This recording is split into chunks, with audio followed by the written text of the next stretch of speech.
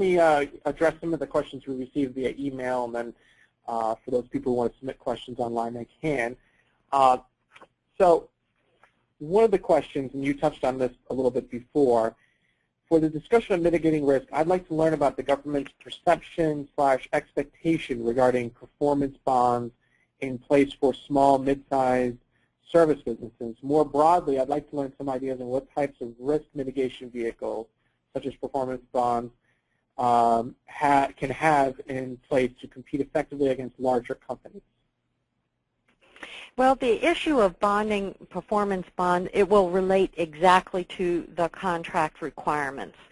There is not a generic answer to that, because bonding is a natural state of being in the construction industry. It's not a requirement in many other industries. So there you need to follow exactly what the contract requirements state. However, what I find often in the small business world, especially those that are in the construction industry, they fail to indicate their level of bonding in the Small Business Dynamic Search database, where your SBA profile is.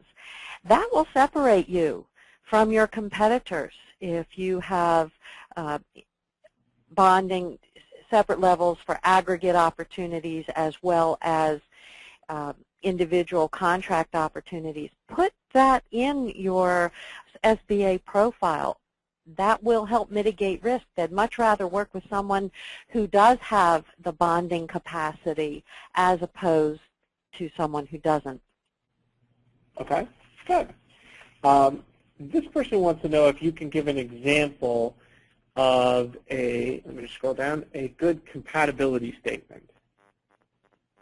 An example of a good capability statement? Sorry, yeah, capability statement. Sorry. As meaning sending one out, I'd be happy to send you, and you can send it forward to everyone who's attending, or if anybody wants to email me, you can also email me directly, and I'll be happy to send you out a capability statement content template. And that will tell you exactly how to write your own capability statement, and I'll send it to you, everybody, for free because I want you to be successful in this world. And it will tell you the not so much design layout, but content, how to write the core competency statement, how to write the past performance, how to write the differentiators so that it relates to your targets. Would that, either way, email me or I'll be happy to send it to you directly. No, I think that's great. What we can do is we can, if you want to send it to us, we can put that up on the site and have that as something people can pull off and download. Be happy to. That's okay. Sure. This person wants to know if you can provide any tips on how to personally get in front of a government official or contracting officer. How do you get them to even answer the phone or email or return a phone call? Well, there is a trick to this, and it's not magic, though, unfortunately. The trick is being the most persistent person in the world. And I know that this will work because we do it all the time, and I can virtually guarantee that you'll get through to the right people if they're the right people. If they're not the right people, then, you know, I can't guarantee squat. However, what do you do? Okay, the first thing I would do is create that capability statement that's targeted to them, so that even in your core competencies, for instance, you would state that XYZ company has an extraordinary level of past performance, providing the services that the Army needs to perform its mission of.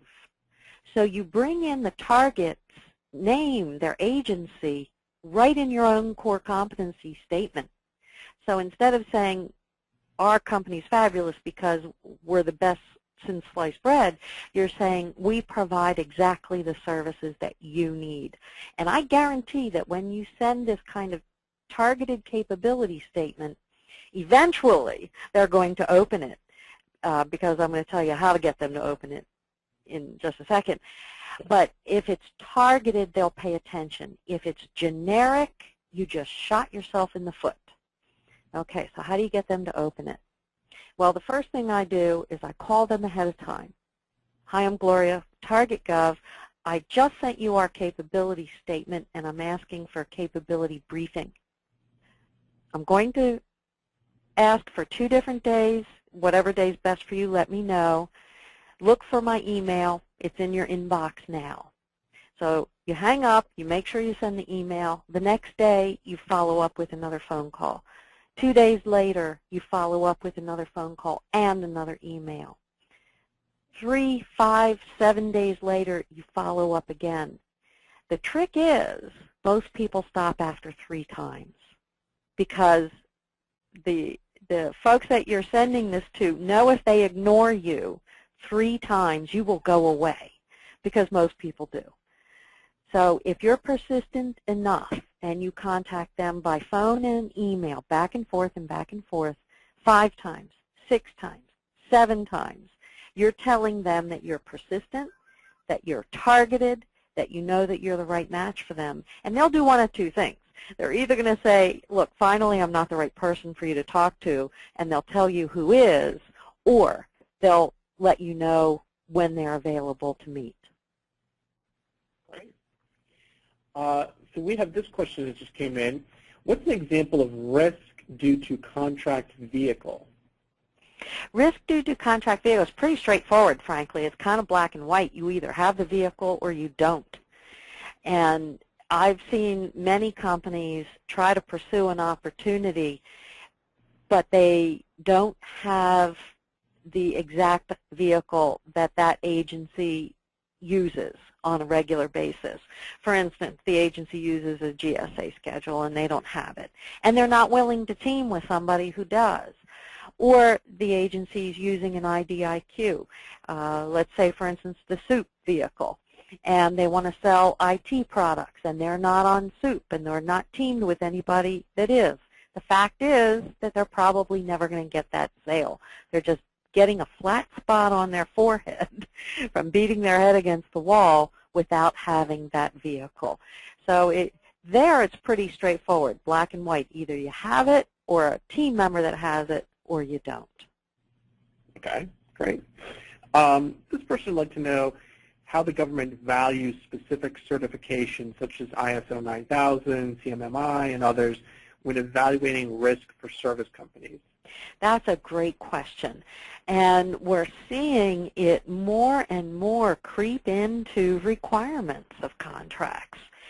So, yes, they value it, especially in those contracts, obviously, that they're putting it in as a requirement, but that's a huge differentiator for you if you are ISO certified. And that is not too many businesses in the small business world have it.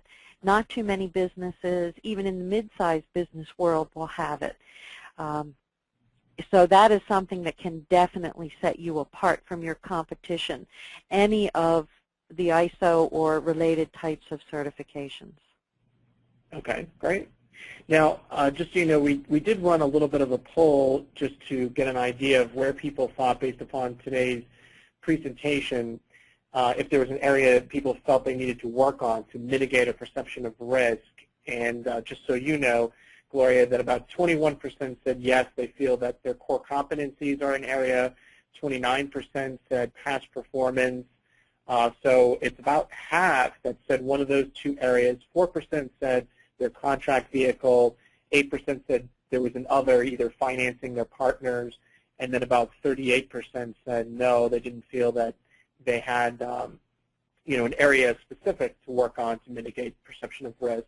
But based upon the fact that at least half of the folks who attended today's event have said that they feel their core competencies and past performance is areas of mitigating risk, do you have any kind of thoughts around that in terms of how people can kind of work to overcome those 2 things? Or? Well, understanding what the government perceives as risk is different from how we perceive it. Sure. And that's why I wanted to start off with a debrief directly from the government stating a level of risk that that contractor was shocked to see. And the fact was that if they wrote the RFP to mitigate risk, they would have won it because they had the past performance. They were well within price. Actually, they were below the winner who actually won that contract. So this is a touchy area for many people who believe that they don't have an issue of risk when in fact the government sees them as red flags all over the place. Right. So the folks who said that they see areas where they could address risk, I'm proud of you because it's kind of like, well, that's the first step in making an improvement. The Right. folks who say, I don't have a problem with risk, I would agree with you if you're winning every RFP that you submit. Then I say we have a lot to learn from you because you've obviously mitigated every issue of risk. But if you haven't won 100% of the RFPs that you're submitting, and you really thought you should submit 100%, you have issues of risk that you're not addressing that satisfy the government. So please take a hard look at that because that will make you more successful. Sure. And since we're kind of right up at the end of the event, I did want to mention to everybody again that we are recording today's presentation, and Gloria is going to be available too to answer your questions either directly or through govwin.com through our discussion forum. But Gloria, just while we still have people here, if there's a couple of things that you wanted to cycle back on or tie up to kind of close things out, we'd appreciate it. Sure, I'd be happy to. In mitigating risk, the whole point is increasing your win probability. The higher the probability is, the more money you can take to the bank. So on understanding what the government's issues of risk are is critical to winning the targeted contracts. However, it could be different for different targets. The Army will have different issues than NIH, who will have different issues than the Intel community. So you must tailor each one of those issues to the targets in mitigating risk. I think that's the biggest takeaway, that if you get nothing else out of today, you'll be well served by starting to employ those methods in your next steps on winning contracts. Great. Thank you very much, Gloria. I really appreciate your time, and for everyone who's attended today, we appreciate their time as well. This concludes today's presentation. Again, thanks to you, Gloria, and to everyone else, and we'll see you all again in a week for Jamie Grazia's presentation. Thanks, Gloria. Thank you. Bye-bye.